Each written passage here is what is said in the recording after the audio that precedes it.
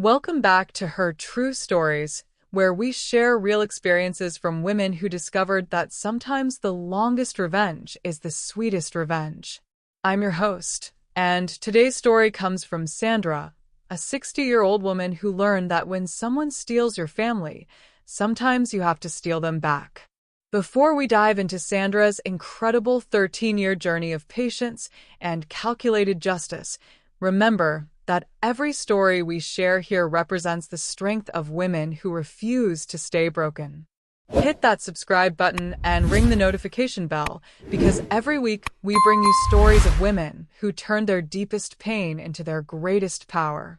Now, let's enter Sandra's world, where love, revenge, and family loyalty create the most devastating combination of all. My name is Sandra Rivers, and at 60 years old, I've learned that some wounds don't heal, they calcify into something harder and more useful than bone.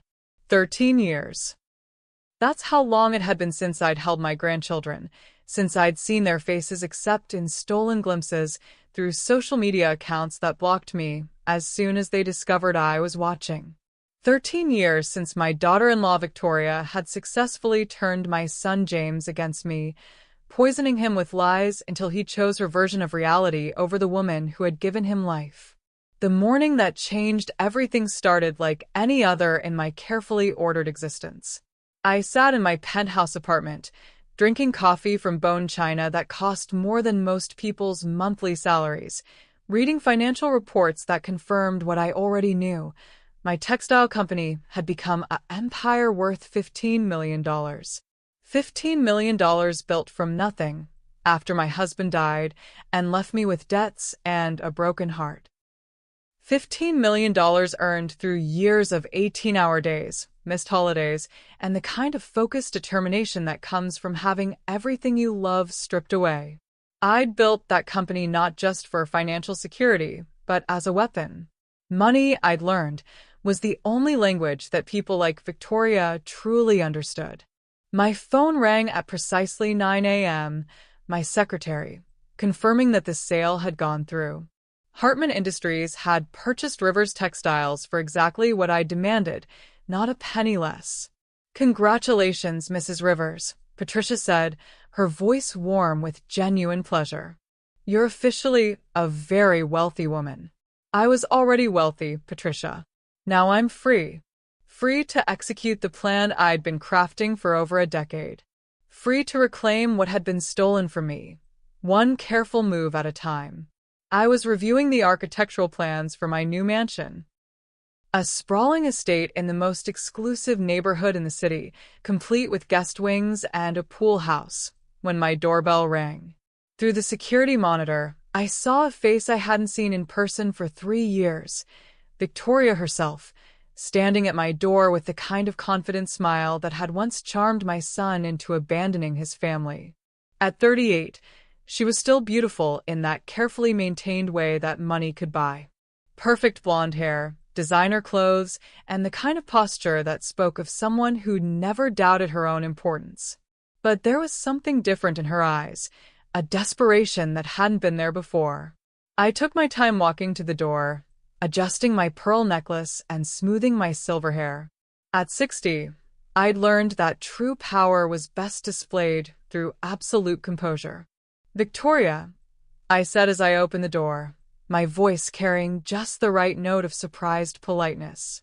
"How unexpected." "Sandra," she replied, her smile never wavering. "I hope you don't mind me dropping by. I heard about your business sale. Congratulations." "Thank you. Though I'm curious how you heard about it so quickly." Her laugh was like ice crystals falling. "Good news travels fast in certain circles. May I come in?" I stepped aside, though everything in my body screamed against allowing this woman into my space. She moved through my apartment with the kind of casual assessment that spoke of someone mentally calculating worth. "Beautiful place," she said, running her finger along my antique mantelpiece. "Though I imagine you'll be moving soon, with all that money." "I am planning some changes, yes. That's actually why I'm here." She turned to face me, and I saw it. the moment she shifted from polite visitor to predator sensing opportunity. James and I have been talking, and we think it's time to put the past behind us. Do you? The twins are 17 now. They're going to college soon, and James feels, well, he feels like they should know their grandmother before they leave home. The twins, Alex and Lily. My grandchildren, who had been 4 years old the last time I'd held them, who had grown into teenagers while I watched from afar through school newsletters and newspaper photos of academic achievements. How generous of James to finally remember he has a mother. Victoria's smile flickered slightly. Sandra, I know there have been misunderstandings. Misunderstandings? The word came out sharper than I'd intended. Is that what you call it when you systematically poison my son against me? When you move him across the country to ensure I can't see my grandchildren? When you return every birthday card I send unopened? That's all in the past now. We want to move forward. I walked to my window, looking out at the city I'd conquered through sheer determination. In the reflection, I could see Victoria studying my apartment, no doubt calculating how much each piece was worth. What exactly are you proposing, Victoria? We think you should move in with us. I turned slowly, making sure she could see nothing but polite interest in my expression. Move in with you? We have that big house in Westfield, plenty of room. The twins would love getting to know you, and you could help out with, well, with things. Things. Like paying for the lifestyle they'd grown accustomed to, but could no longer afford. And why would I want to do that? Because we're family, Sandra. Because James misses you, even if he won't admit it. Because you've missed out on so much with the twins, and this would be your chance to make up for lost time. Make up for lost time. As if 13 years of stolen birthdays and missed milestones were my fault rather than hers. Where would I live in this arrangement? We thought the pool house would be perfect for you. Private, but close to the family. The pool house. Not the main house where family belonged, but the servants' quarters where I could be useful without being inconvenient. I smiled, the kind of smile I'd perfected in boardrooms when someone thought they were smarter than me. That's very thoughtful of you, Victoria. But I'm afraid I have other plans. Her confidence wavered slightly. Other plans? I've purchased a new home. Quite substantial, actually. 15 bedrooms, guest wings, staff quarters. I'll be moving there next week. The color drained from her face as she processed this information. 15 bedrooms? That's quite large for one person. Yes, it is. But then again, I'm hoping it won't always be just one person. I let that statement hang in the air, watching her calculate the implications. The twins will love visiting, she said quickly, trying to regain control of the conversation. Though, of course, with school and activities, they're quite busy. Of course they are.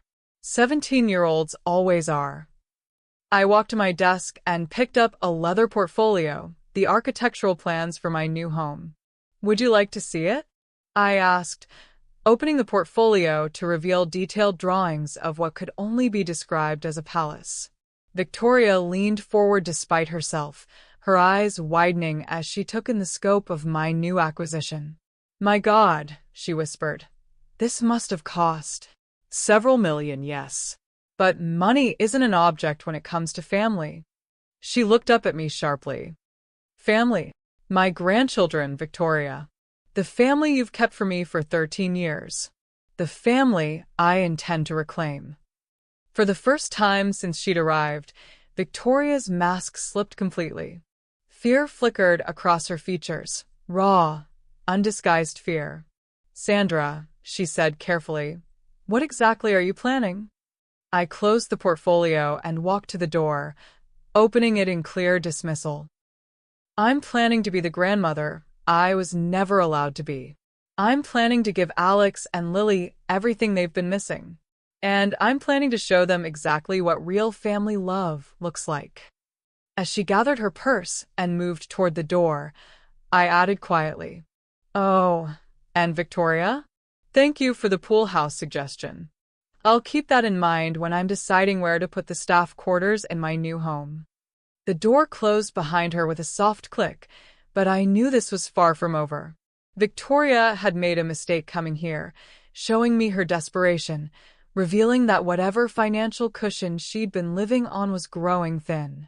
She thought she could use my love for my grandchildren as a weapon against me. What she didn't understand was that love, properly focused, could be the most devastating weapon of all. I returned to my desk and pulled out a different folder, one I'd been building for years. School records, newspaper clippings, academic awards, social media screenshots. Everything about Alex and Lily that I'd been able to gather from the shadows. It was time to step out of the shadows and into their lives. Not as the bitter, rejected grandmother Victoria had painted me as, but as the loving, powerful woman I'd always been. The war for my grandchildren was about to begin, and I intended to win. If you've ever been told you're too old to start over, let me tell you, that's a lie. Your story isn't over, and you still have chapters left to write. Our best-selling book, Reclaiming Your Peace After Pain, is filled with simple, powerful steps to help you heal, rebuild, and fall in love with life again. Click the link in the description box and start your new beginning today. And if Sandra's strategic approach is already giving you chills, you know you're in for something special.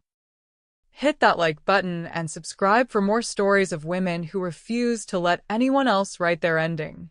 That night, I sat in my study, surrounded by the remnants of 13 stolen years. Photo albums that ended abruptly when the twins turned 4. Birthday cards returned unopened. Christmas presents I'd continued buying and storing, hoping against hope that someday I'd be allowed to give them. The last real conversation I'd had with James played in my memory like a broken record. He'd called me 3 days after his father's funeral, his voice cold and unfamiliar. "Mom, Victoria thinks it would be best if we took some space. The kids are confused about Grandpa's death, and she feels like having too many people around is making it harder for them to process. James, they need their family right now. They need stability and love. They have that. They have Victoria and me. What about me? I'm their grandmother. Victoria is their mother. She knows what's best for them. Victoria knows what's best." Those 5 words had haunted me for over a decade, the moment I realized my son had chosen his wife over the woman who'd raised him. I pulled out my laptop and opened the folder I'd labeled Grandchildren. Hundreds of photos gathered from school websites, social media accounts of their friends, local newspaper coverage of academic achievements. It was a heartbreaking collection of milestones observed from afar. Alex at 12, winning the state science fair. Lily at 14, performing in her school's production of Romeo and Juliet. Birthday parties I wasn't invited to, graduations I watched from the back of auditoriums, Christmas mornings that happened without me. But as I studied the photos, I began to see something else. In the candid shots, in the unguarded moments between poses, I saw something that gave me hope. Neither twin looked particularly happy. Alex, brilliant and serious, seemed isolated even in group photos. Lily, artistic and sensitive, had developed the kind of guarded expression that spoke of someone who'd learned not to trust too easily. They looked like children who'd been controlled rather than loved, managed rather than nurtured. They looked like James had looked when he was their age, before I'd learned to balance discipline with warmth, before I'd understood that love meant listening as much as teaching. My phone rang, interrupting my painful nostalgia. The caller ID showed a number I didn't recognize. "Mrs. Rivers? This is Patricia Hartman from Hartman Industries. I hope I'm not calling too late." "Not at all. How can I help you?" "I wanted to follow up on our conversation earlier about your philanthropic interests. You mentioned wanting to support educational programs for gifted students." I smiled, remembering the careful conversation we'd had during the final stages of a sale. Patricia Hartman was a woman who understood the value of strategic generosity. Yes, I'm particularly interested in programs that support advanced mathematics and creative writing. Why do you ask? My daughter attends Westfield Academy, the same school your grandchildren attend, I believe. They're launching a new enrichment program this fall, and they're looking for sponsors. Westfield Academy, where Alex was reportedly excelling in advanced physics and Lily was the editor of the literary magazine. Tell me more about this program. It's designed for their most gifted students, accelerated research projects, mentorship opportunities, college preparation beyond what they normally offer. They're looking for someone to endow the program, provide funding for equipment, maybe even mentor some of the students directly. I was already reaching for my checkbook. What kind of funding are we talking about? They were hoping for $100,000 initially, but honestly, they'd be thrilled with anything. Patricia, tell them I'll provide $250,000 for the initial endowment, plus whatever additional support the students need. Equipment, supplies, college counseling, whatever it takes. There was a pause. That's incredibly generous, Sandra. They'll be over the moon. There is one condition. Of course. I'd like to be personally involved in the selection process for the participants. And I'd like to mentor some of the students myself, particularly those interested in business and entrepreneurship. I'm sure they'd welcome that. Your experience building your company would be invaluable to these kids. After I hung up, I sat back in my chair with a satisfaction I hadn't felt in years. Victoria thought she could keep my grandchildren from me by controlling access to my son. What she didn't understand was that there were other ways to reach them. Ways that would make me not the bitter grandmother they'd been taught to avoid, but the successful, generous woman they might actually want to know. I opened my laptop and began researching Westfield Academy more thoroughly. Their website showed photos of recent events, and there they were, Alex and Lily Rivers, photographed at the Academic Excellence Awards ceremony. Alex had won first place in the regional science competition. Lily had received the Creative Writing Award for her poetry collection. They were brilliant, these grandchildren I'd never been allowed to know. And if Victoria thought she could keep me away from them by putting walls around the family home, she was about to learn that some walls could be climbed by those determined enough to try. I spent the rest of the night planning my approach. Not the desperate, demanding tactics of a rejected grandmother, but the strategic patience of a woman who'd built an empire from nothing. Victoria had made one crucial error in her calculations. She'd assumed that after 13 years of exile, I'd grown weak with grief and loneliness. Instead, I'd grown strong with purpose. And now it was time to show her exactly what that purpose could accomplish. 3 weeks later, I stood in the marble foyer of my new mansion, watching the interior designers put the finishing touches on what could only be described as a palace of possibilities. 15,000 square feet of Georgian elegance, with soaring ceilings, crystal chandeliers, and enough space to house a small army. The mansion sat on 5 acres in the most exclusive neighborhood in the city, the same neighborhood where James and Victoria lived, though their modest colonial seemed almost quaint compared to my new residence. The library is ready for your inspection, Mrs. Rivers, called Margaret, the head interior designer. I followed her to what had once been 3 separate rooms, now opened into a magnificent space with floor-to-ceiling bookshelves, Persian rugs, and comfortable reading chairs positioned near tall windows that overlooked the gardens. "It's perfect," I said, running my hand along the mahogany desk that would serve as my workspace. "What about the guest wings?" "Both fully furnished and ready. Each has its own sitting room, bedroom, and private bath. Perfect for extended visits." Extended visits. Exactly what I had in mind. My phone buzzed with a text from Patricia Hartman. "Westfield Academy Board approved your proposal unanimously. They'd like to meet with you next week to discuss implementation. Students will be selected by the end of the month." I smiled, typing back, "Excellent. I'm particularly interested in reviewing applications from students with surnames beginning with R." The meeting at Westfield Academy was everything I'd hoped for and more. The headmaster, Dr. William Foster, was a distinguished man in his 60s who clearly understood the value of generous benefactors. "Mrs. Rivers," he said, standing as I entered his office, "we cannot thank you enough for your generosity. This endowment will transform our ability to serve our most gifted students." "Education is the greatest investment we can make in the future," I replied, settling into the leather chair across from his desk. "I'm particularly interested in mentoring students who show entrepreneurial potential." "Wonderful. We've already begun reviewing applications, and I think you'll be impressed by the caliber of our students." He handed me a stack of files, the top two bearing the names I'd been waiting to see, Alexander Rivers and Lillian Rivers. I kept my expression neutral as I opened Alex's file. Straight A's in advanced mathematics and science, leader of the robotics team, accepted into MIT's early admission program.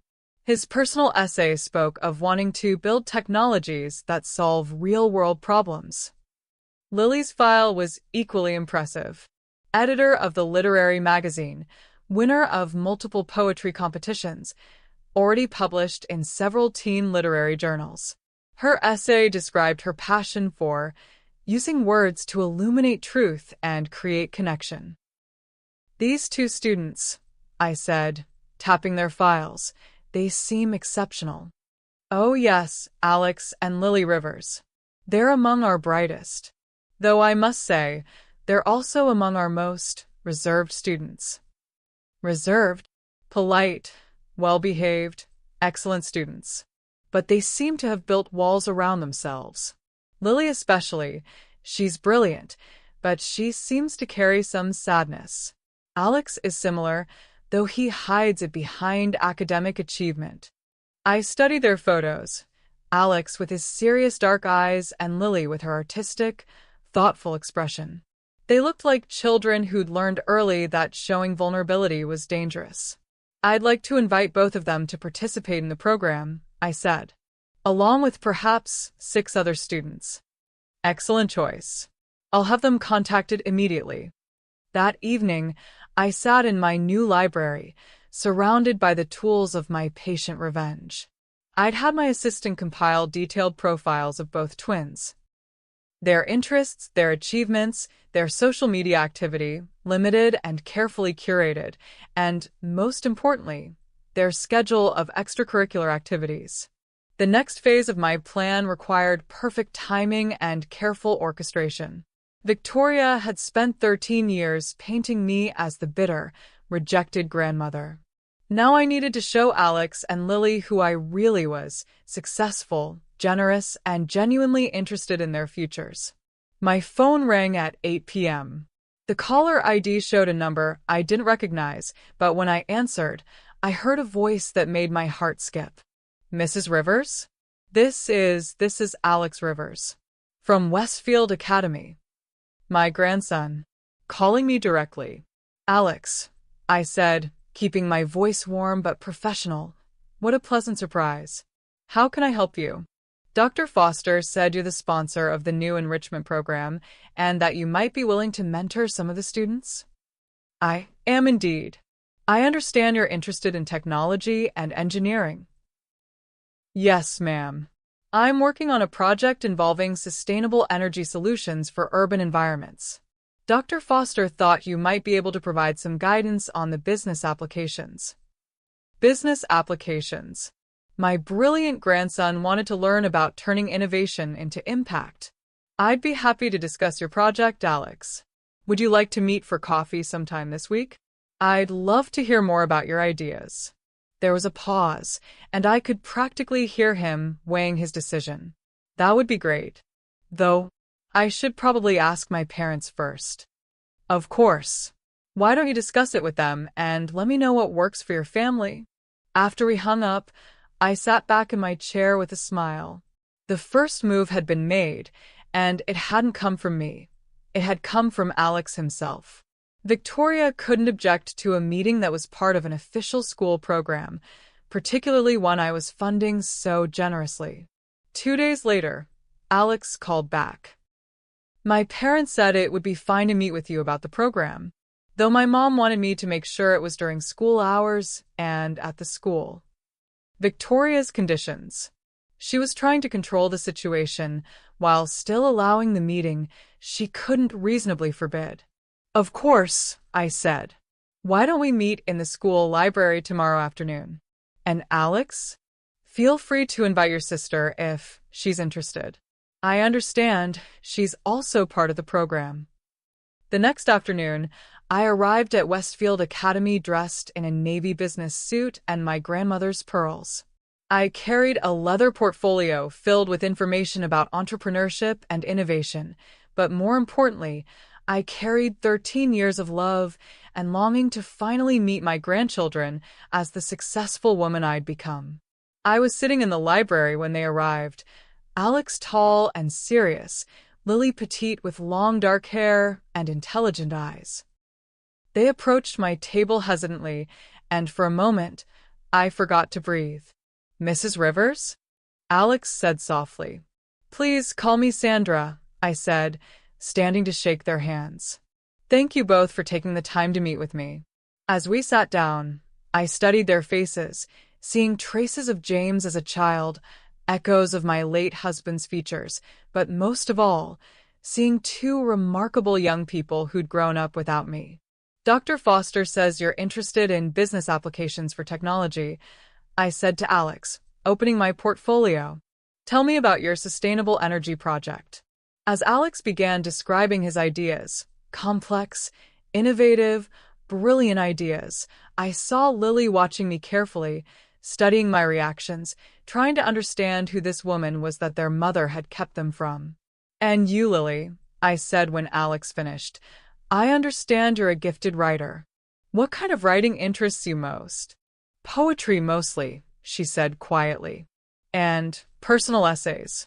I like writing about real experiences, about truth. My literary granddaughter was interested in truth, in a family where lies had shaped her entire childhood. I'd love to read some of your work sometime, I said. I've always believed that writing is one of the most powerful ways to change the world. For the first time, Lily smiled, a small, tentative smile that broke my heart with its beauty. We talked for 2 hours about their dreams, their goals, their hopes for college and beyond. They were brilliant, both of them, but there was something guarded in their demeanor, something that spoke of children who'd learned to be careful with their trust. As we prepared to leave, Lily asked quietly, Mrs. Rivers? Why haven't we met before now? The question hung in the air like a challenge. I could feel Alex watching me, waiting for my answer. Sometimes, I said carefully, families go through difficult periods. Adults make decisions that affect everyone and children get caught in the middle. But I'm here now, and I hope we can get to know each other better. It wasn't the whole truth, but it was the beginning of truth. More truth than they'd probably been given about me in 13 years. As I watched them walk away, I felt something I hadn't experienced in over a decade, hope mixed with determination. The first seeds had been planted. Now, it was time to help them grow. Victoria's reaction to my involvement in the twins' school was swift and predictable. 2 days after my meeting with Alex and Lily, she appeared at my new mansion unannounced, her composure significantly less intact than during her previous visit. I was in my garden, supervising the installation of a greenhouse and art studio, additions I'd specifically designed with my grandchildren in mind, when Thomas, my new groundskeeper, announced her arrival. There's a woman at the gate, ma'am. Says her name is Victoria Rivers and that she needs to speak with you urgently. Through the security monitor, I could see her pacing behind the wrought iron gates, her designer handbag clutched like a weapon and her usually perfect hair showing signs of distress. Let her in, Thomas. And please have Maria prepare tea in the sunroom. I took my time walking to the house, allowing Victoria to wait in the marble foyer while I changed from my gardening clothes into something more appropriate for confrontation. A cream-colored cashmere sweater, gray wool trousers, and my pearls, the armor of a woman who'd learned that looking unruffled was essential when dealing with enemies. Victoria was examining the oil paintings in my foyer when I descended the staircase, her eyes calculating their worth with a practiced assessment of someone who'd grown up measuring everything by its price tag. "Victoria," I said warmly, "what a lovely surprise. Please come into the sunroom. I've had tea prepared." The sunroom was my favorite space in the new house, floor-to-ceiling windows overlooking the gardens, comfortable furniture arranged for intimate conversation, and fresh flowers from my greenhouse creating an atmosphere of cultivated elegance. "Your house is—" Victoria paused, clearly struggling to find words that wouldn't reveal her jealousy. "Quite impressive. Thank you. I wanted to create a space where family could feel welcome." She flinched at the word family, and I smiled inwardly. "Sandra, I need to talk to you about the twins." "Of course. They're remarkable young people. You should be very proud." "I am proud. That's why I'm concerned about this mentorship program you've gotten them involved in." I poured tea into delicate china cups, taking my time with the ritual. "Concerned? I would think you'd be pleased that they're receiving additional support for their education." Support from their grandmother, who hasn't been part of their lives? There it was, the accusation disguised as concern, the attempt to make me the villain in a story she'd been crafting for 13 years. "Haven't been part of their lives," I repeated thoughtfully. "That's an interesting way to phrase it. As if I made the choice to be absent. You know that's not what I meant, do I? Because from my perspective, I've tried repeatedly to be part of their lives, only to be blocked at every turn." Victoria set down her teacup with a sharp clink. "This isn't about the past, Sandra. This is about what's best for Alex and Lily now. And you've determined that having a successful, loving grandmother in their lives isn't what's best for them. I've determined that confusing them with divided loyalties isn't what's best for them." Divided loyalties. The phrase revealed everything about how Victoria viewed family relationships as competitions rather than connections. "Victoria, are you afraid that if Alex and Lily get to know me, they might question the story they've been told about why I've been absent from their lives?" Her face flushed red. "There's no story, Sandra. There are just facts." "Facts? Like the fact that I've sent birthday cards every year that were returned unopened? Or the fact that I've tried to call on holidays only to find my number blocked? Or perhaps the fact that I've been contributing to a college fund for both children that you've been accessing without their knowledge?" She went pale. "How do you know about?" "I know about a lot of things, Victoria, including the fact that James's graphic design business has been struggling for the past 3 years, and that you've been using my contributions to maintain a lifestyle you can no longer afford." "You have no right. I have every right to know where my money goes, especially when it's meant for my grandchildren's future." I stood up and walked to the window, looking out at the gardens where I hoped Alex and Lily might someday walk with me. "Here's what I think is really happening," I continued without turning around. "You're realizing that the financial cushion you've been living on is disappearing. James's business isn't recovering, your own career never materialized, and you're facing the prospect of actually having to work for a living instead of relying on my generosity. That's not. And now you discover that not only have I sold my company for $15 million, but I'm actively building relationships with the children you've kept from me. Children who are almost adults and will soon be making their own decisions about who they want in their lives." I turned back to face her and saw fear in her eyes, raw, undisguised fear. "You're terrified that they might choose me." Victoria shot to her feet. "I'm their mother. I raised them. I've been there for every scraped knee, every school play, every heartbreak." "Yes, you have. And I'm grateful to you for that." My calm response seemed to deflate her anger slightly. "You are? Of course. You've done an excellent job raising them. They're brilliant, accomplished, well-behaved young people. But Victoria, being their mother doesn't mean you have to be their only family. It does when that family is toxic. Toxic. I laughed softly. Is that what you've told them about me? That I'm toxic? She had the grace to look slightly ashamed. I've protected them from unnecessary confusion and hurt by lying to them about who I am and why I've been absent from their lives. I've never lied to them. Haven't you? What exactly have you told them about me, Victoria? She was quiet for a long moment, and I could see her calculating how much truth she could safely reveal. I've told them that you disapproved of me from the beginning, that you tried to break up James and me, that when we moved to give our family a fresh start, you chose to cut us off rather than accept our decision. I see. And the birthday cards? The phone calls? The college fund? They don't know about those things. Of course they don't. Because those facts would complicate the narrative you've created. I walked back to my chair and sat down, pouring myself another cup of tea. Victoria, let me be very clear about something. I'm not going away. I'm not going to disappear quietly while you continue to keep my grandchildren from me.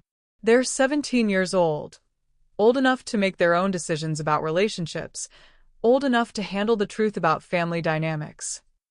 What are you saying? I'm saying that you can either work with me to gradually build a healthy relationship with Alex and Lily, or you can continue to fight me and risk them discovering the truth on their own. What truth? That their grandmother has loved them desperately for 13 years. That she's built an empire partly in hopes of being able to provide for them someday. That she's never stopped trying to be part of their lives, despite being blocked at every turn. Victoria sank back into her chair, looking suddenly smaller and more fragile. They love me, she whispered. I'm their mother. Yes, you are. And nothing I do will ever change that. But they can love both of us, Victoria. Love isn't finite. You want them to choose you over me. No, I said firmly. I want them to know they don't have to choose at all. But even as I said the words, I knew they weren't entirely true. Because if Victoria continued to fight me, if she continued to try to poison my relationship with my grandchildren, then yes, I would make them choose. And I intended to make sure they chose correctly. The change in Alex and Lily was subtle at first, but unmistakable to someone who'd been watching them as carefully as I had. Over the following weeks, they began reaching out independently. Alex with questions about business strategy, Lily with requests for feedback on her writing. I was careful to maintain appropriate boundaries, always meeting them at school or in public places, always keeping Victoria informed of our interactions. But with each conversation, I could see them growing more curious about the woman they'd been kept from knowing. Mrs. Rivers, Lily said one afternoon as we sat in the Westfield Academy library, can I ask you something personal? Of course. Why did you really start your textile company?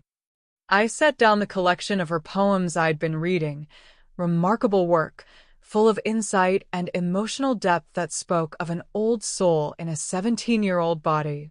That's a complicated question with a simple answer, I said. I started it because I had to survive. What do you mean? I studied her face, seeing genuine curiosity rather than the polite interest she'd shown in our earlier meetings. When your grandfather died, he left behind more debts than assets. I had a choice. I could accept charity and live modestly, or I could build something that would ensure I never had to depend on anyone else again. You chose independence. I chose power. There's a difference.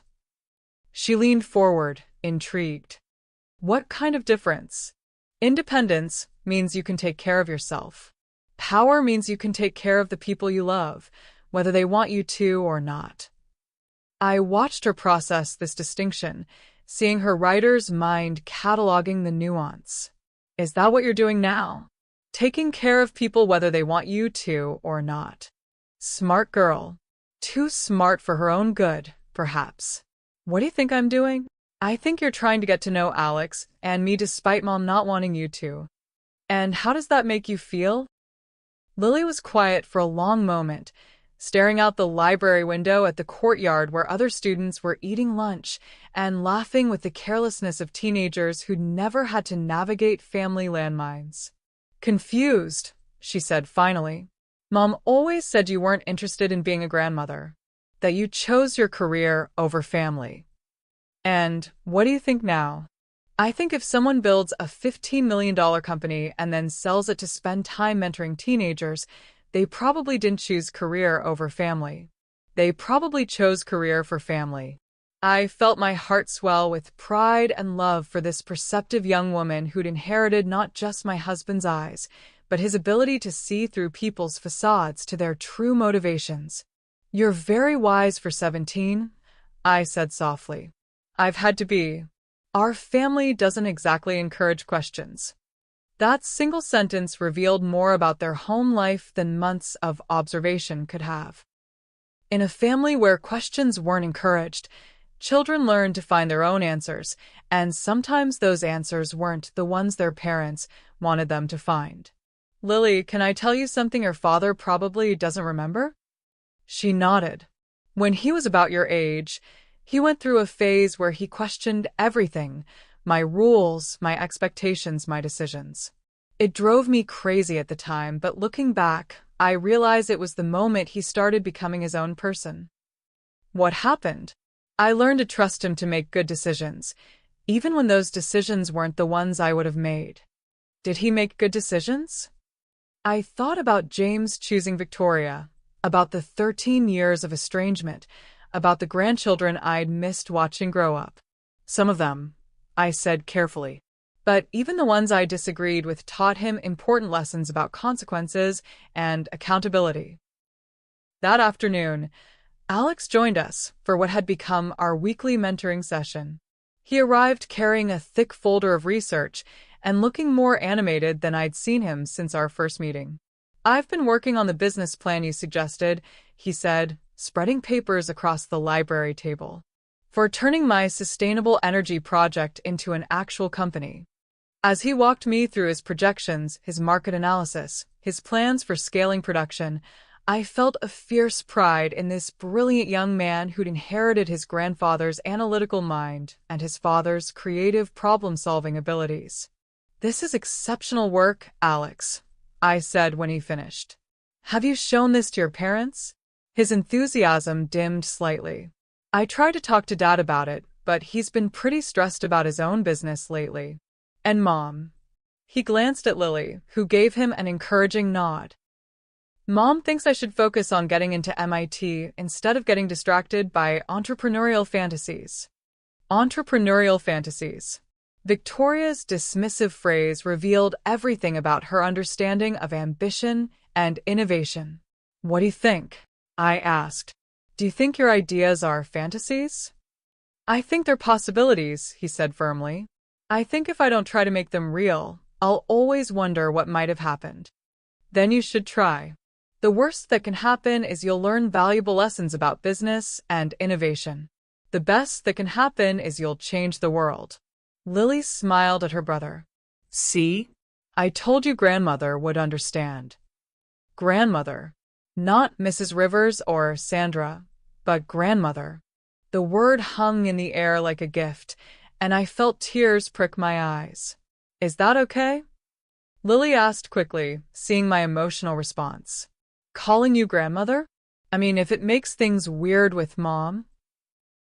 "It makes me happier than you can possibly imagine," I said softly.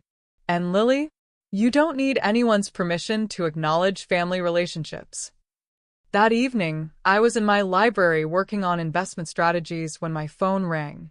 James's name appeared on the caller ID, the first time he'd called me directly in over 2 years. "Hello, James." "Mom." His voice was tight with controlled anger. "We need to talk." "Of course. Would you like to come over?" "I'm not coming to your house. Meet me at Meridian Coffee tomorrow at noon." He hung up before I could respond, but I was smiling. Victoria had clearly told him about the twins calling me grandmother, and he was angry enough to break his own rule about not communicating with me. Perfect. The next day, I arrived at Meridian Coffee 15 minutes early, choosing a corner table where we could speak privately. James arrived exactly on time, looking older than his 39 years and carrying the weight of someone who'd been making compromises too long. He'd inherited his father's height and dark hair, but there was something diminished about him that hadn't been there in his 20s. The confident young man who'd once dreamed of becoming a renowned graphic designer had been replaced by someone who looked perpetually tired and vaguely defeated. "Mom," he said, sitting down across from me without preamble, "you need to back off." "Hello to you too, James. You look well." "Don't." His voice was sharp. "Don't pretend this is a social call. Victoria told me what you said to her, and I'm telling you to stay away from my kids." "Your kids? When did they become exclusively yours? They've always been mine and Victoria's. You forfeited any claim to them when you chose to cut us out of your life." I stared at him across the small table. This man I'd raised and loved and lost to someone else's poison.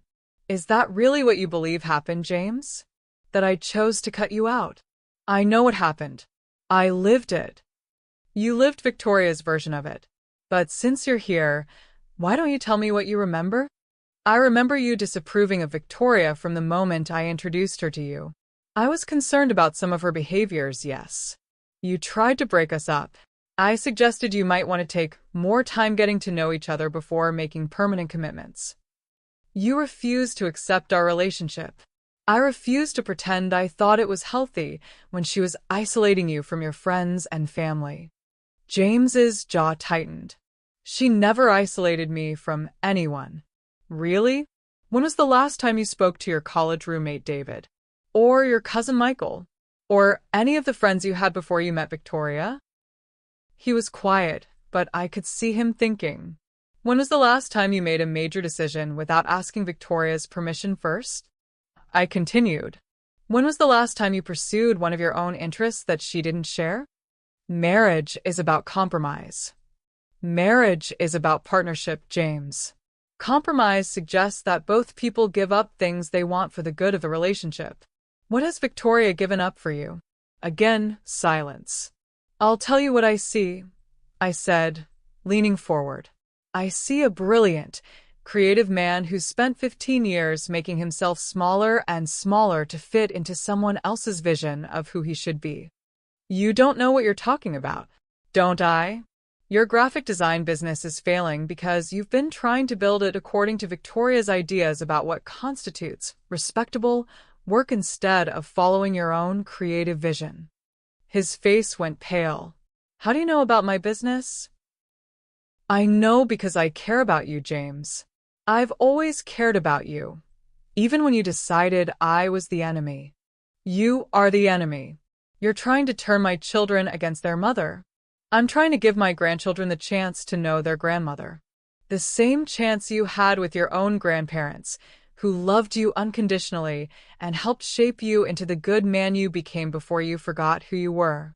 James stood up abruptly, his chair scraping against the coffee shop floor. "Stay away from Alex and Lily, Mom. I mean it." "Or what, James? You'll cut off communication with me? Stop the twins from seeing me? Make me disappear from their lives?" I stood up as well, matching his intensity with my own quiet determination. "You've already tried all of those things, and yet here we are.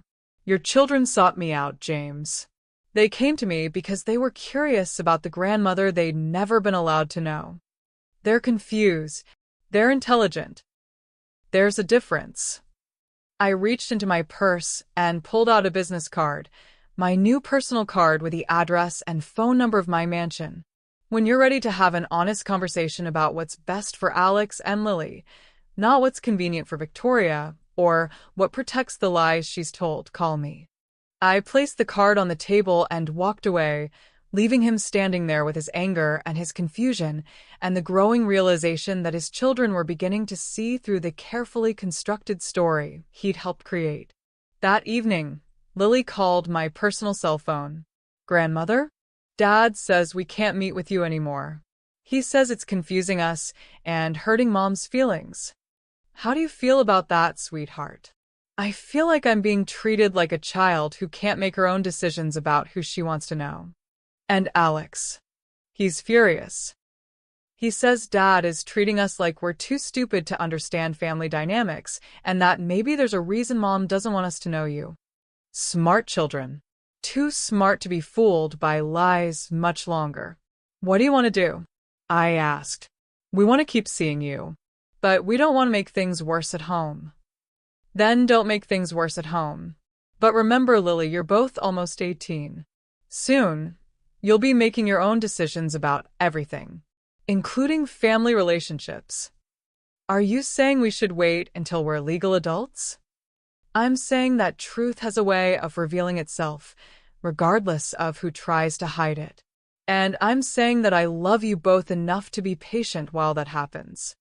After we hung up, I sat in my library surrounded by the tools of my patient revenge and realized that the most important phase was about to begin.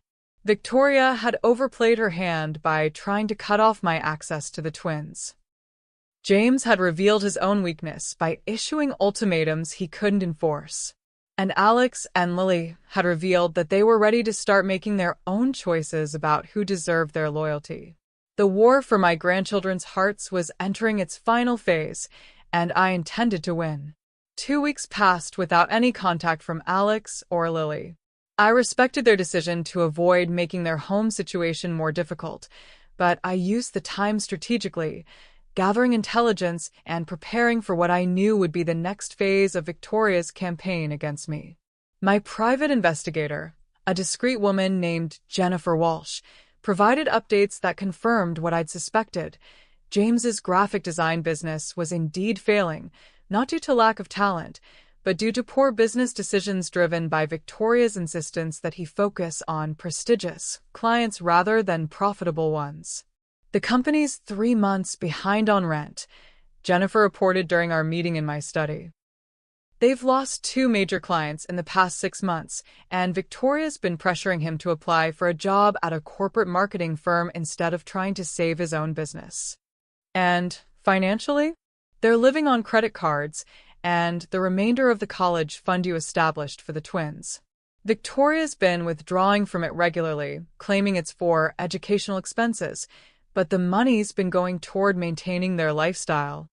I felt a cold anger settle in my chest. Not only had Victoria kept me from my grandchildren, but she'd been stealing their future to maintain her present comfort. What about the twins? How are they handling the restrictions on seeing me? From what I can observe, not well. Alex has become increasingly withdrawn, spending most of his free time in the school's engineering lab.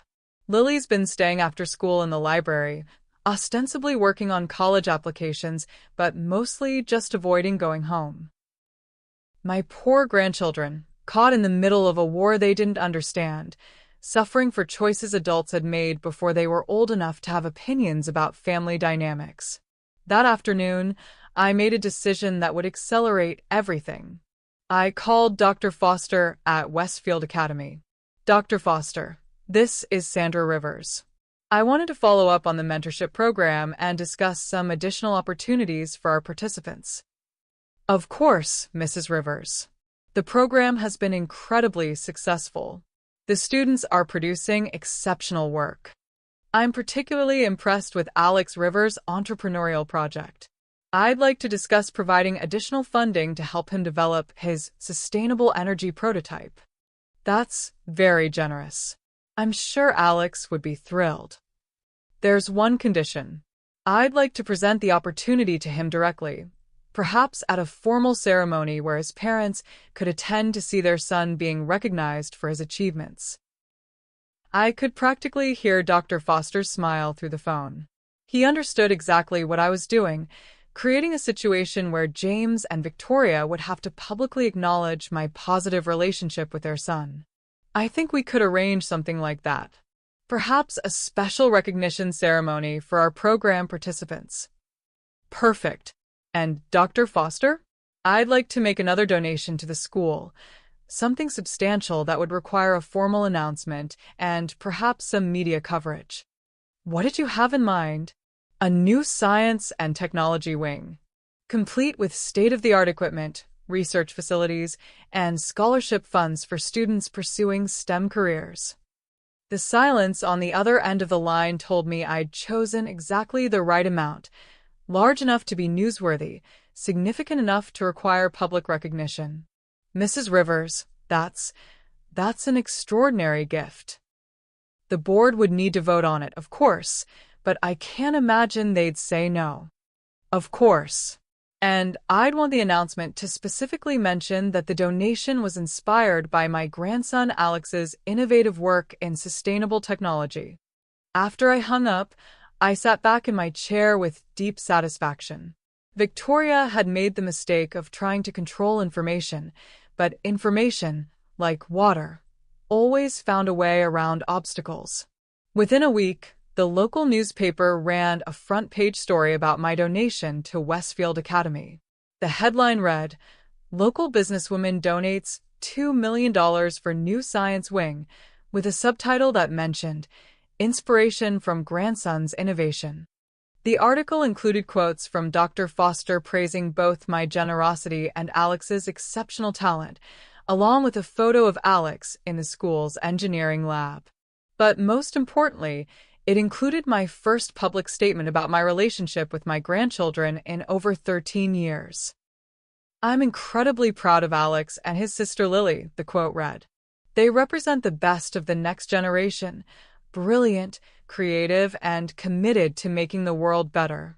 This donation is my way of investing in their future and the futures of students like them." I was in my garden when my phone rang that evening. James's name on the caller ID. "Mom." His voice was strained. "We need to talk." "I'm listening." "Not over the phone. Can you meet me tomorrow? Somewhere private." "Of course. Would you like to come here?" There was a long pause. "Yes." "But not Victoria. Just me." "Just you," I agreed.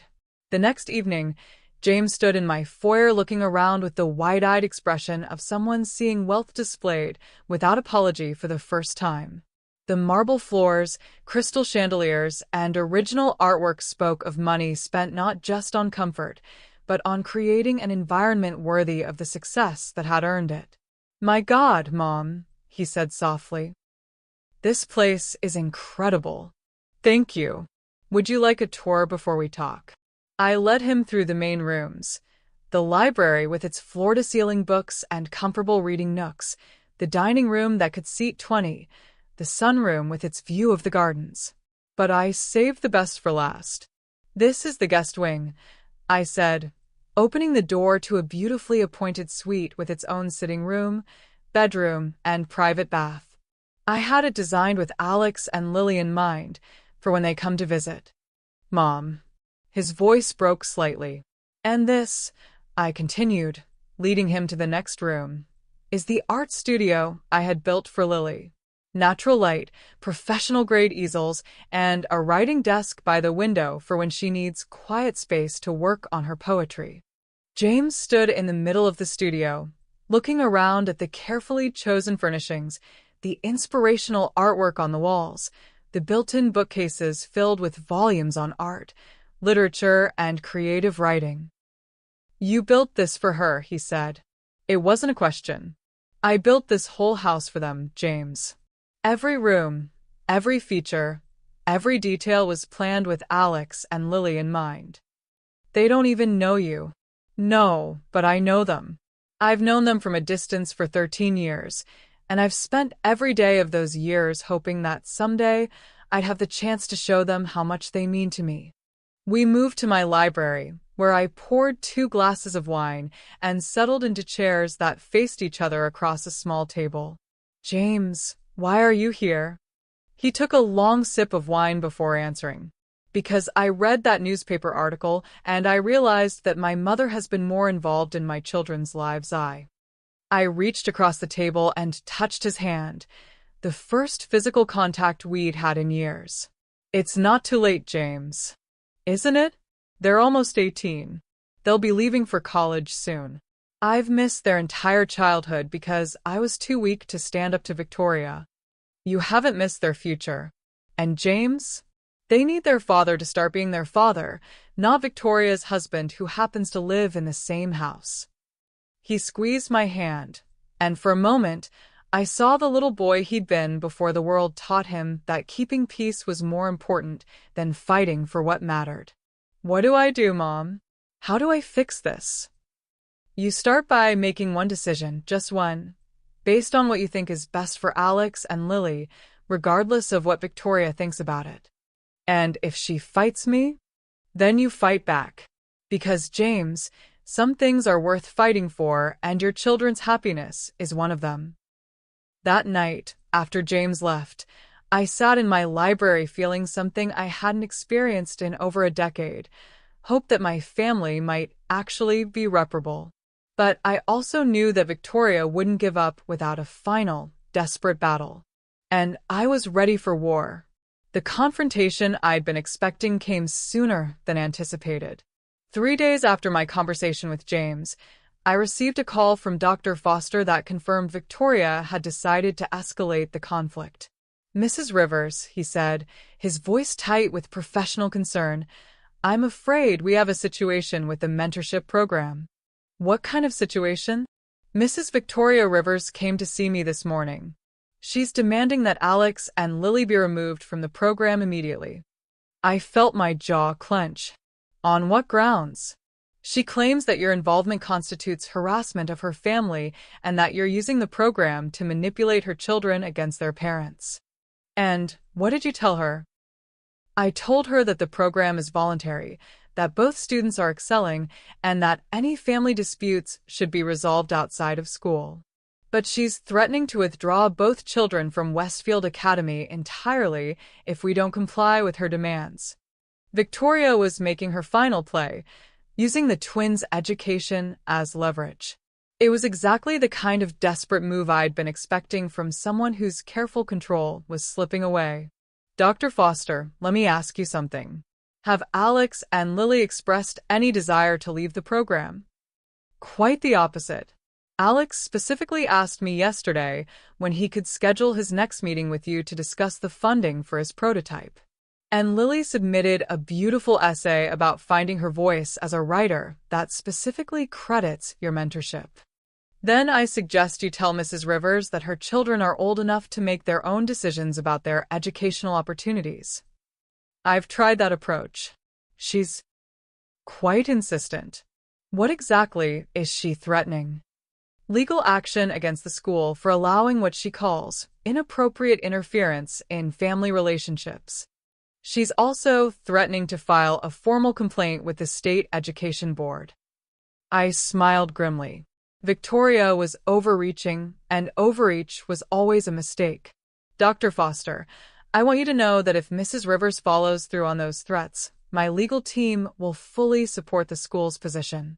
You've done nothing inappropriate, and I won't allow you to be punished for providing educational opportunities to deserving students." "I appreciate that, Mrs. Rivers. But I'm concerned about Alex and Lily being caught in the middle of this conflict." "So am I. Which is why I think it's time for them to understand exactly what they're caught in the middle of." That evening, I did something I'd never done before. I called Alex and Lily directly at home, knowing Victoria would likely answer. The phone rang 3 times before Victoria's voice, sharp with suspicion, said, "Rivers residence." "Victoria, this is Sandra. I'd like to speak with Alex and Lily, please." "They're not available." "Are they not home? Or are you not allowing them to speak with me?" "They're busy with homework." "Then I'll wait." "Sandra." Victoria put Alex on the phone. "Now." Perhaps it was the tone of absolute authority I'd perfected in boardroom negotiations, or perhaps Victoria realized that she was fighting a battle she couldn't win through intimidation, but after a moment of silence, I heard her call, "Alex." "Phone." "Hello." Alex's voice was cautious. "Alex, it's your grandmother. I need to speak with both you and Lily. Can you put me on speaker?" Suche. "Hold on." I heard rustling, then Lily's voice saying, "Hi, grandmother." "Hello, sweetheart. I'm calling because I understand your mother has asked the school to remove you both from the mentorship program. She did what? Alex's voice rose with indignation. She went to Dr. Foster today and demanded that you be withdrawn from the program immediately. She can't do that. Lily's voice was equally angry. That program is the best thing that's happened to us all year. Actually, she can do that. You're both still minors, and she has the legal right to make educational decisions for you. That's not fair, Alex said. We're 17. We should get to choose our own academic opportunities. You're absolutely right. Which is why I'm calling to give you some information you need to make informed decisions about your own futures. What kind of information? Lily asked. I took a deep breath, knowing that what I was about to do would irrevocably change their relationship with their mother. I'm going to tell you the truth about why I haven't been part of your lives for the past 13 years. Grandmother, Alex said quietly, are you sure you want to do this over the phone? I'm sure. Because tomorrow, your mother might succeed in cutting off our communication entirely, and you deserve to hear this from me rather than figuring it out on your own years from now. For the next 30 minutes, I told them everything.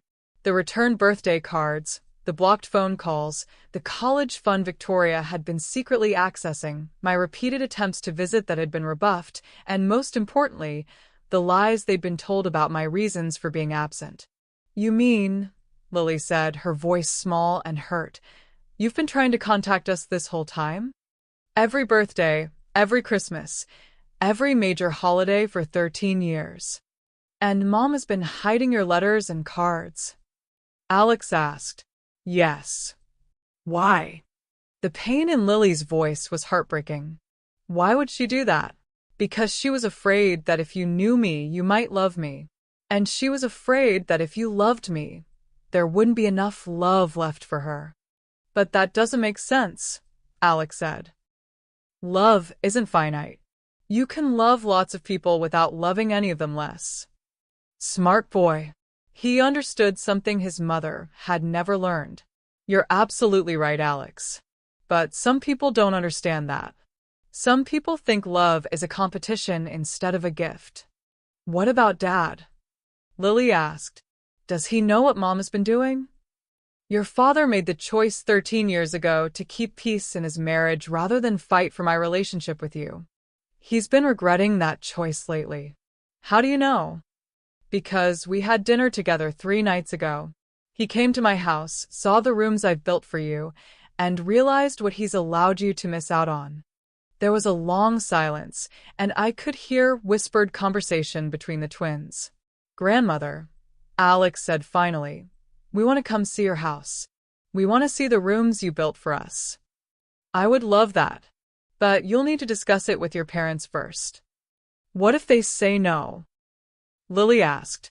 Then you'll have to decide how important it is to you to make your own choices about family relationships. What do you mean? I mean that in less than a year, you'll both be 18 years old.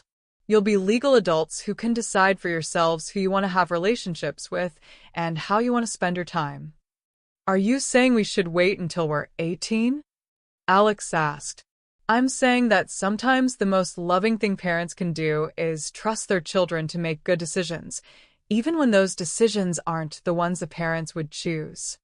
After we hung up, I sat in my library, knowing that I'd just crossed a line from which there would be no return. I'd given Alex and Lily information that would fundamentally change how they saw their family, their childhood, and their mother. Victoria would never forgive me for it. But more importantly, Alex and Lily would never forgive Victoria for the lies they'd now recognized as lies. The next morning, I was in my garden when Thomas announced that I had visitors at the gate. Through the security monitor, I saw Alex and Lily standing beside a car I didn't recognize, not James's sedan or Victoria's SUV. Let them in, I said, my heart racing with anticipation and concern. And Thomas? Make sure the gates close securely behind them. As they walked up the circular driveway toward my front door, I could see the determination in their posture. These weren't children sneaking around behind their parents' backs. These were young adults making a conscious choice about their own relationships. "Grandmother," Lily said as I opened the door, "we borrowed our neighbor's car. Mom and Dad think we're at the library. Are you sure you want to be here? This will escalate the conflict at home." "We're sure," Alex said firmly. "We've talked about it all night. We're tired of being treated like children who can't handle the truth about our own family." I hugged them both. The first time I'd held my grandchildren in 13 years, and felt something break open in my chest that I'd kept carefully locked away for more than a decade. "Welcome home," I whispered against Lily's hair, which smelled like vanilla and teenage dreams. "Home?" she asked, pulling back to look at me. "This house was built for you," I said simply. "Both of you. Every room, every detail, every comfort was chosen with the hope that someday you'd want to be here." For the next 3 hours, I gave them the tour I'd been imagining for years. Alex marveled at the library's technical books and comfortable reading nooks. Lily wept when she saw the art studio with its perfect northern light and inspirational quotes painted on the walls. But it was in my study, surrounded by the evidence of my business success and my careful documentation of their achievements, that they truly understood what they'd been kept from. "You have newspaper clippings of every award we've ever won," Alex said, looking through the scrapbooks I'd maintained from afar. "You have copies of poems I published in literary magazines that I didn't even know you'd seen," Lily added, her voice full of wonder. "I've been watching you grow up from a distance," I said, "celebrating your successes, worrying about your challenges, and loving you both every single day for 13 years. Why didn't you fight harder to see us?" Alex asked, not accusingly, but with genuine curiosity. "Because I was afraid that if I pushed too hard, your parents would move even farther away. I was afraid that fighting for you would result in losing you completely. And now you're old enough to understand the difference between fighting for someone and fighting with someone. And I'm old enough to know that some things are worth the risk." We were sitting in my sunroom, sharing tea and the stories we'd never been able to share, when my security system alerted me to a car at the gate. Through the monitor, I saw James's sedan with both him and Victoria inside, both looking grim and determined. "Your parents are here," I told the twins. "We know they'd figure out where we were eventually," Lily said. "We left them a note." "What kind of note?" "We told them we were visiting our grandmother and that we'd be home for dinner," Alex said. "We also told them that we wanted to have a family meeting tonight to discuss some things we'd learned about our family history." Smart children. They weren't hiding their choices or sneaking around. They were being direct about their decisions and their expectations. "Are you ready for what comes next?" I asked. "We're ready," Lily said firmly. "We're tired of living in a family where truth is optional." I pressed the button to open the gates and watched through the window as James and Victoria walked up my driveway like soldiers approaching enemy territory. The war for my grandchildren was about to reach its climax, and for the first time in 13 years, I had my grandchildren beside me when the battle began. Victoria entered my home like a hurricane in designer clothing, her perfectly styled hair and flawless makeup unable to disguise the fury radiating from every pore. "Alex. Lily," she called out before she was fully through the door. "We're leaving." Now. "No," Lily said calmly from where she sat beside me in the sunroom. "We're not." Victoria stopped short, clearly not expecting direct defiance. Behind her, James looked torn between his wife's anger and what appeared to be genuine curiosity about his children's choice. "What did you just say to me?" Victoria's voice rose dangerously. "I said we're not leaving," Lily repeated. "James." Victoria's voice cracked with panic. "You can't be serious." "I'm completely serious. For 17 years, I've made decisions about our children based on what you thought was best.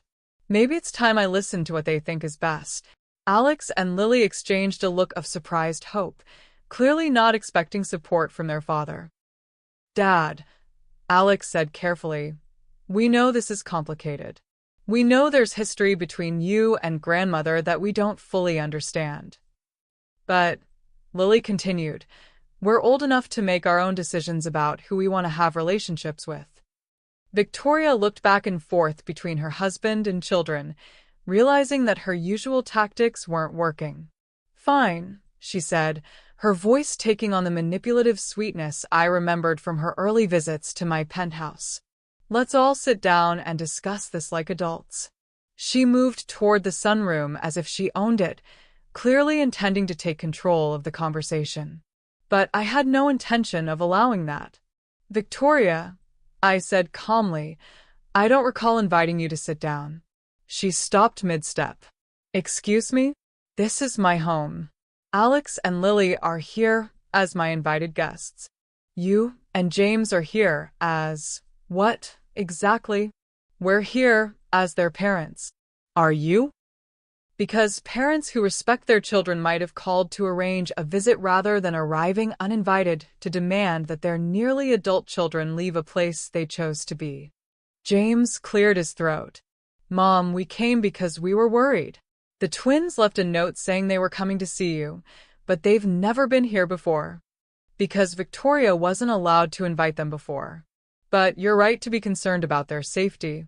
Would you like a tour of the house so you can see the environment your children are in? It was a masterful move. By framing it as parental concern rather than confrontation, I was forcing them to either accept my hospitality or reveal their true motivations. That would be nice, James said, ignoring Victoria's sharp look.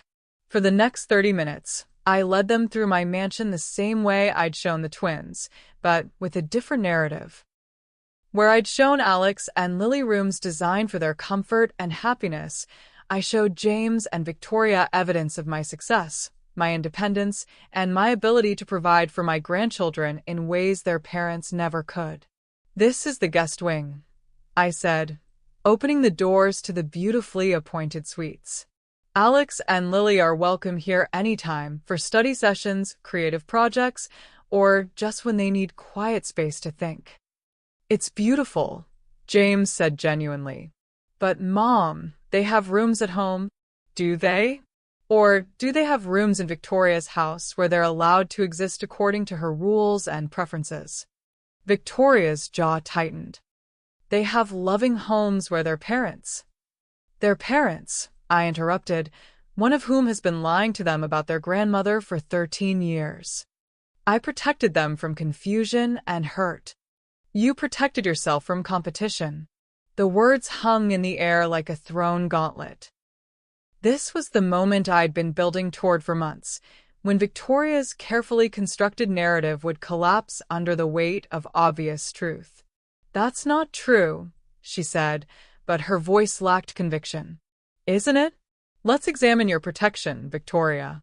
You protected them from birthday cards that wished them happiness. You protected them from Christmas gifts chosen with love. You protected them from a grandmother who wanted to celebrate their achievements and support their dreams. I protected them from someone who tried to break up their parents' marriage. I tried to protect my son from someone who was isolating him from everyone who loved him. There's a difference. Lily stepped forward, her young voice cutting through the adult anger with startling clarity. Mom, can I ask you something? Victoria turned to her daughter with desperate hope. Of course, sweetheart. Why didn't you ever tell us that grandmother is trying to contact us? Because I knew it would confuse you. That's not an answer. Why didn't you let us decide for ourselves whether we wanted to be confused? The question was so direct, so mature, that Victoria seemed stunned. Because you were children. We've been children for 17 years, Alex said quietly. At what point were you planning to trust us to handle complicated family relationships? When you were old enough to understand. We're old enough now, Lily interrupted. We're old enough to understand that you've been making choices for us that maybe we should have been part of making. Victoria looked around the room desperately, seeking support from James, but he was staring at his children with something that looked like pride mixed with regret. James, she pleaded, Tell them they don't understand the whole situation. What part don't they understand? He asked quietly. They don't understand how manipulative she can be, how she uses money and guilt to control people. Like you've been using our dependence on you to control us? Alex asked. The question was devastating in its simplicity. Victoria stared at her son as if he'd slapped her. I have never controlled you. I've guided you. I've protected you. You've made every major decision about our lives without asking what we wanted, Lily said. Where we lived, which schools we attended, which activities we could participate in, who we could be friends with, and apparently which family members we could know. I did what I thought was best. For who? Alex asked. Best for us? Or best for you? The silence that followed was deafening. Victoria looked around the room, at her children who were questioning her authority, at her husband who was failing to support her, at me sitting calmly in my chair like a queen holding court. This is all your fault, she said, turning on me with renewed fury. You've poisoned them against me.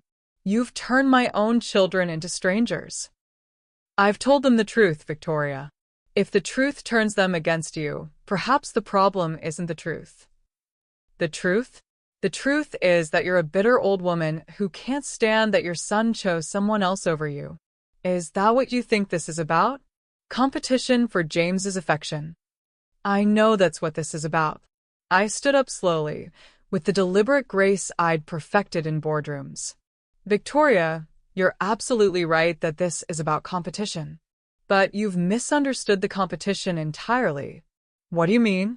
I'm not competing with you for James's love. I'm competing with you for my grandchildren's respect. And after 17 years of lying to them, controlling them, and treating them like possessions rather than people, I'm winning. The color drained from her face as she finally understood what had been happening. You planned this, she whispered. All of it. The mentorship program, the donations, the meetings with the twins. You planned all of it. I plan to give my grandchildren opportunities to know me as I really am rather than as you've portrayed me. If that threatened your relationship with them, perhaps you should examine why the truth is so dangerous to your version of family. Victoria looked at Alex and Lily with something approaching desperation.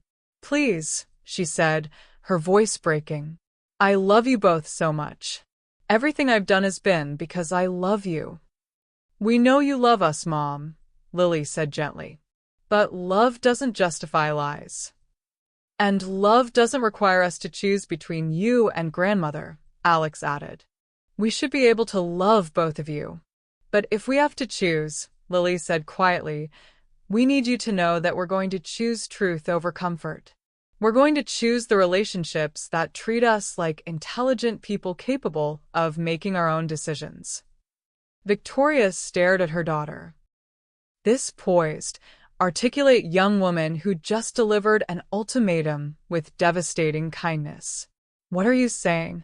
We're saying that we want grandmother in our lives, Alex said. We want to know her, spend time with her, and build the relationship we should have had all along. And if you can't accept that, Lily continued, then you're going to have to decide whether your need to control us is more important than your love for us. As I watched Victoria realize that she was losing the war she'd started 13 years ago, I felt not triumph, but a deep sadness for the damage that had been done to everyone involved. The twins were right. They shouldn't have to choose between their mother and their grandmother. But Victoria had made that choice inevitable by refusing to share them, by lying about me, and by treating their love like a finite resource that had to be hoarded rather than a renewable gift that grew stronger when shared. James, she turned to her husband one last time, please, tell them they're making a mistake. James looked at his wife, then at his children, then at me. The 3 generations of his family that had been torn apart by fear and control and the assumption that love was something that could be lost rather than something that multiplied when given freely. I think, he said slowly, that the mistake was made 13 years ago when we decided that keeping you happy was more important than doing what was right for our children. It was the moment Victoria finally understood that she had lost not just her grandchildren, but her husband as well. And as I watched her face crumble with the realization that her carefully constructed world was collapsing around her, I felt something I hadn't expected: pity. The weeks following that confrontation unfolded with the inexorable logic of consequences finally catching up to choices made years earlier. Victoria, faced with the reality that her control over her family was dissolving, made increasingly desperate attempts to reassert her authority. She tried forbidding Alex and Lily from visiting me, a command they politely ignored, pointing out that they were nearly 18 and capable of making their own decisions about how to spend their free time. She attempted to ground them for disrespecting her authority, a punishment that proved impossible to enforce when James refused to support it. She even went so far as to threaten to cut off their college funding, only to discover that the money she'd been relying on had been mine all along, and that I'd already established new accounts in both twins' names that she had no access to. But it was her final, most desperate gambit that sealed her fate permanently. I was in my library one evening, helping Alex refine his business plan for the sustainable energy prototype, when my attorney Harold called. "Sandra," he said without preamble, "you need to know that Victoria Rivers has filed a petition with the family court." "What kind of petition?" "She's seeking a restraining order against you on behalf of her minor children. She's claiming that you're psychologically manipulating them and that your influence constitutes a threat to their well-being." I felt a cold anger settle in my chest. "On what evidence?" "Apparently, she's claiming that your sudden involvement in their lives represents a pattern of predatory behavior designed to alienate them from their parents." "And what does the court say about this?" "The judge has scheduled a hearing for next week. Alex and Lily will need to testify about their relationship with you and whether they feel manipulated or threatened." After I hung up, I looked at Alex, who had clearly overheard enough of the conversation to understand what was happening. "She's trying to get a court order to keep us away from you, isn't she?" he said quietly. "Yes." "Can she do that?" "She can try. But Alex, the judge is going to want to hear from both you and Lily about how you feel about our relationship. Are you prepared for that?" He set down his calculator and looked at me with a serious expression that reminded me so much of his grandfather. "Grandmother, I've spent the last month getting to know the most generous, intelligent, and loving person I've ever met. Someone who supported my dreams, encouraged my ambitions, and treated me like an adult capable of making good decisions. And I'm not going to let anyone, not even Mom, take that away from me." The hearing was scheduled for the following Tuesday. I arrived at the courthouse dressed in my finest navy suit and pearls, accompanied by Harold, and carrying a briefcase full of evidence that I hoped wouldn't be necessary to use. Victoria sat across the courtroom with her own attorney, looking pale but determined. James sat beside her, though his body language suggested he was there under duress rather than conviction.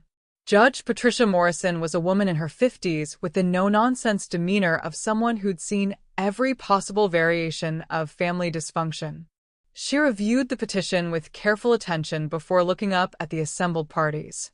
"Mrs. Victoria Rivers," she said, "you're seeking a restraining order to prevent Mrs. Sandra Rivers from having contact with your minor children, Alex and Lily Rivers, both age 17. Is that correct?" "Yes, Your Honor." "And the basis for this request?" "Mrs. Rivers has been using her wealth to manipulate my children against me. She's been filling their heads with lies about their family and trying to turn them against their parents." Judge Morrison turned to me. "Mrs. Sandra Rivers, how do you respond to these allegations?" "Your Honor, I've been attempting to build a relationship with my grandchildren after being estranged from them for 13 years. Every interaction I've had with Alex and Lily has been appropriate, educational, and conducted with their parents' knowledge. Mrs. Victoria Rivers, can you provide specific examples of this alleged manipulation?" Victoria launched into a detailed account of my involvement in the twins' lives, the mentorship program, the donations to their school, the visits to my home. But as she spoke, I realized she was making my case for me. Every example she gave demonstrated my genuine interest in the twins' education and well-being. Mrs. Rivers, the judge said when Victoria finished, these activities you've described, mentoring, educational support, providing opportunities for academic advancement, these don't sound like manipulation. They sound like grandparenting. Victoria's attorney leaned forward. Your Honor, Mrs. Rivers has been absent from these children's lives for 13 years. Her sudden, intensive involvement suggests ulterior motives. And what would those motives be? To undermine the parental authority of Mr. and Mrs. Rivers and to alienate the children from their mother. Judge Morrison made some notes before speaking again. I'd like to hear from Alex and Lily themselves. Alex Rivers, please approach the bench. Alex stood up with a quiet confidence I'd come to admire, walking to the front of the courtroom with his shoulders straight and his head high. Alex, Judge Morrison said gently, I want you to tell me, in your own words, about your relationship with your grandmother. Your Honor, 3 months ago, I didn't know my grandmother at all. I thought she was someone who hadn't wanted to be part of our lives. But when I met her through the school mentorship program, I discovered that she's been trying to contact my sister and me for 13 years. How did that make you feel? Confused at first, then hurt that we'd been lied to, then grateful that she never gave up on us. Do you feel that your grandmother has manipulated you or pressured you in any way? No, Your Honor. She's treated me like an intelligent person capable of making my own decisions. She supported my dreams and helped me think about my future in ways that no one else ever has. And how do you feel about your relationship with your parents? Alex glanced at his father, then at Victoria, before answering carefully. I love my parents, but I've learned that love doesn't mean accepting lies or giving up my right to make decisions about my own relationships. Judge Morrison nodded. Lily Rivers, please approach. Lily walked forward with the same quiet dignity her brother had shown, and I felt my heart swell with pride for these remarkable young people. Lily, same question. Tell me about your relationship with your grandmother. Your Honor, my grandmother has given me something I didn't even know I was missing. Unconditional support for who I am rather than who someone else thinks I should be. Can you elaborate? She celebrates my writing, encourages my creativity, and treats my ideas like they matter. She's built spaces in her home specifically for my interests, and she's never once suggested that I should be different than I am. Do you feel manipulated by her? No, Your Honor. I feel seen by her. The simple honesty of that statement seemed to impact everyone in the courtroom. And what about your relationship with your parents? Lily was quiet for a moment before answering. I love my parents, but I've realized that my mom's love comes with conditions. She loves me when I agree with her, when I make choices she approves of, when I don't ask questions that make her uncomfortable. And your grandmother's love? Doesn't have conditions. Judge Morrison made more notes before addressing Victoria directly. Mrs. Rivers, I've listened to your concerns, but I've also listened to your children. These are 17-year-old students who will be legal adults in less than a year. They've expressed clearly that they want a relationship with their grandmother and that they don't feel manipulated or threatened by her. But, Your Honor. Furthermore, the evidence you've presented doesn't support claims of manipulation. Educational support, mentorship, and family relationship building are not grounds for a restraining order. Victoria's face crumpled as she realized her final gambit had failed.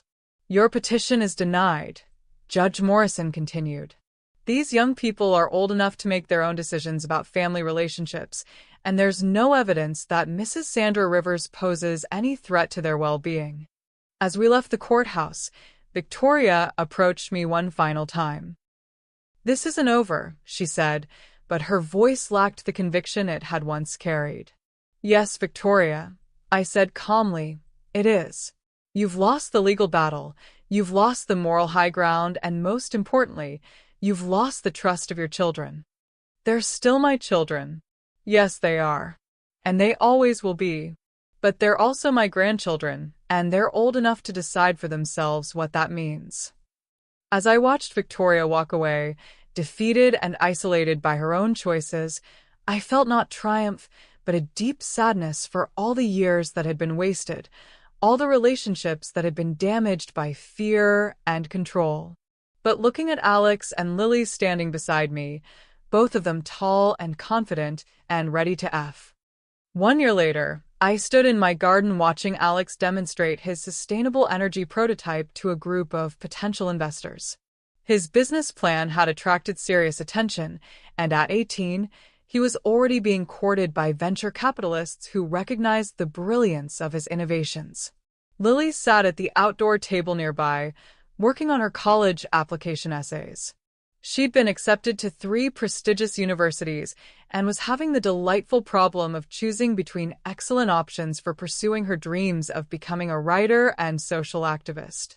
James had moved into the pool house, not as a defeated exile, but as a man rebuilding his relationship with his children and slowly remembering who he'd been before he'd lost himself in Victoria's expectations. His graphic design business was finally thriving now that he was following his own creative vision instead of Victoria's ideas about respectability. Victoria herself had moved to her sister's house in another state. The twins had seen her twice in the past year, awkward visits where she'd attempted to rebuild relationships she'd spent 17 years controlling rather than nurturing. The conversations were polite but distant, hampered by her inability to acknowledge the damage her lies had caused and her persistent belief that she'd been protecting rather than manipulating her children. She keeps saying she did everything out of love, Lily had told me after the most recent visit. But I think she still doesn't understand that love and possession aren't the same thing. Alex looked up from his presentation to the investors and caught my eye, giving me a small smile that filled my heart with warmth. In the past year, I'd watched him transform from a withdrawn, overly serious teenager into a confident young man who understood his own worth and potential. Lily had undergone an even more dramatic transformation. The guarded, careful girl who'd been afraid to trust her own perceptions had become a passionate advocate for truth and authenticity. Her writing had gained national recognition, and she'd already been offered internships with several prestigious publications. But more than their individual successes, I was proud of the people they'd become. Kind, honest, thoughtful young adults who understood that real strength came from facing difficult truths rather than hiding from them. Mrs. Rivers, one of the investors, called to me. Alex tells us you were his first business mentor. What's your assessment of his potential? I looked at my grandson, tall, confident, and absolutely radiant with the joy that comes from pursuing your passion with the support of people who believe in you. I think, I said, that Alex represents the best of what happens when intelligent young people are given the freedom to chase their dreams without limits. And the funding he's requesting is a fraction of what his innovations will be worth within 5 years. The investors exchanged impressed glances. My reputation in the business community carried weight, and my endorsement of Alex's project would open doors for him that might otherwise remain closed. After the investors left, promising to have an answer within a week, Alex joined Lily and me at the outdoor table where we'd taken to having dinner together several evenings a week. "How do you think it went?" he asked, though his tone suggested he already knew. "I think you're going to have your choice of funding options," I said. "The question is which partnership will serve your long-term goals best." "I still can't believe this is real," Lily said, looking around at the garden, the house, the life we'd built together over the past year. "A year ago, we didn't even know you existed." "You always existed in my heart," I said softly. "I just had to wait for you to find your way back to me." "Do you think Mom will ever understand what she lost?" Alex asked. It was a question he'd been asking in various forms for months, and my answer was always the same. "I think Victoria loves you both very much, but I don't think she'll ever understand that love means letting people make their own choices, even when those choices don't serve your preferences." Do you forgive her? Lily asked. For the 13 years we lost? I considered the question carefully. Forgiveness was something I'd been thinking about a lot lately, not because I felt pressure to forgive, but because I wanted to understand what forgiveness would mean in this context. I don't forgive the lies she told or the years she stole from us, I said finally. But I'm grateful for the people those experiences shaped you into becoming. What do you mean? I mean that if you'd grown up with a grandmother who spoiled you and never challenged you to think independently, you might not have developed the strength and wisdom that make you so remarkable now. So, you think the pain was worth it? I think the pain taught you to value truth and authenticity in ways that children who've never been lied to might not understand. And I think that's going to make you both extraordinary adults. James joined us as the sun was setting, carrying a bottle of wine and wearing the relaxed expression of someone who'd finally stopped fighting battles he couldn't win. How did the presentation go? He asked Alex. Grandmother thinks I'm going to have multiple funding offers. I don't think it, I corrected. I know it. Your project is brilliant, your presentation was professional, and your business plan is solid. The only question is whether you're ready for the responsibility that comes with serious investment. I'm ready, Alex said with quiet confidence. I've had good teachers. As we sat around the table sharing wine and conversation and the comfortable intimacy that comes from genuine family connection, I reflected on the year that had transformed all of our lives. I'd set out to reclaim my grandchildren from someone who'd stolen them through lies and manipulation. But what I discovered was that reclaiming them had also reclaimed parts of myself I'd forgotten existed.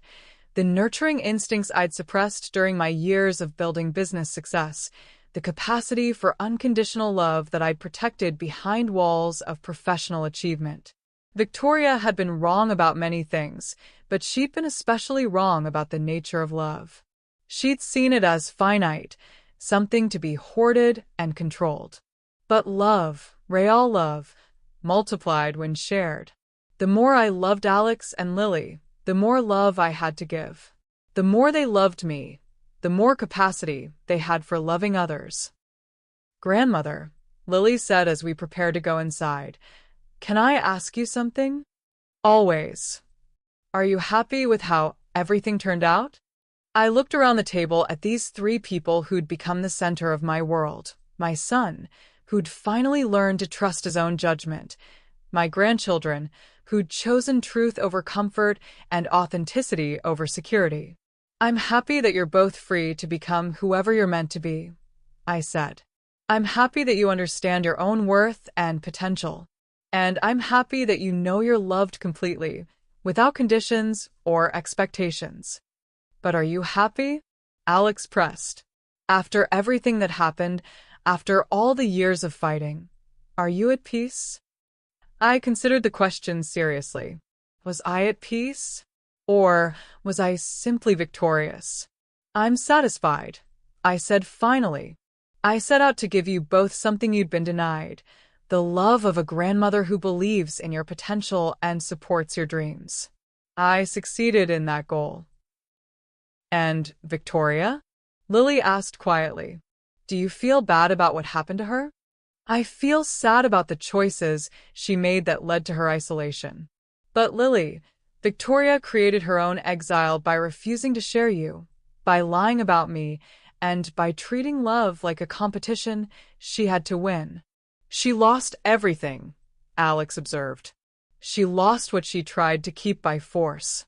But Alex, she could still have a relationship with you both if she chose to build one based on honesty and respect instead of control and manipulation. Do you think she ever will? I think Victoria will do what Victoria has always done, whatever serves her need to see herself as the victim rather than the architect of her own consequences. As we walked into the house together, I thought about the legacy I was leaving my grandchildren. Not just financial security, though they had that. Not just educational opportunities, though those were important, but something more valuable. The understanding that relationships built on truth and respect were worth fighting for, and that love given freely was the most powerful force in the world. Victoria had tried to build a family through control and manipulation. She'd lost them by refusing to trust them. I'd reclaimed that family through patience, honesty, and unconditional support.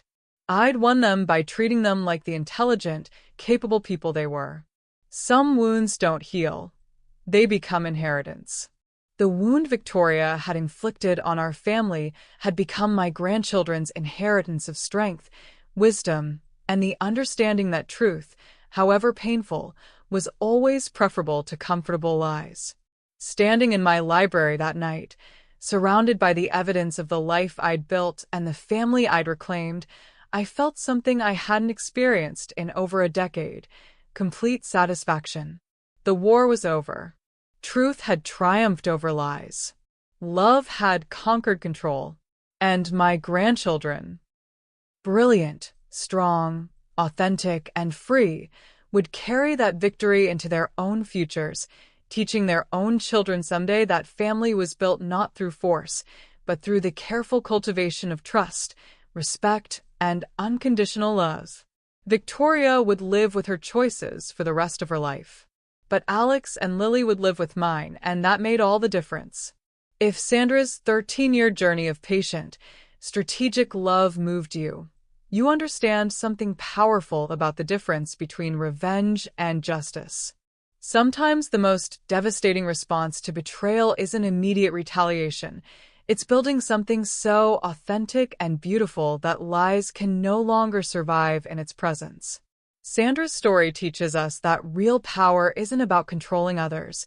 It's about becoming so grounded in your own worth that manipulators lose their ability to hurt you. Her victory wasn't just reclaiming her grandchildren. It was showing them what unconditional love actually looks like. Our book, Reclaiming Your Peace After Pain, explores these deeper truths about healing from family betrayal and manipulation. It's not just about getting over what was done to you. It's about becoming someone so strong in your authentic self that toxic people become irrelevant to your happiness.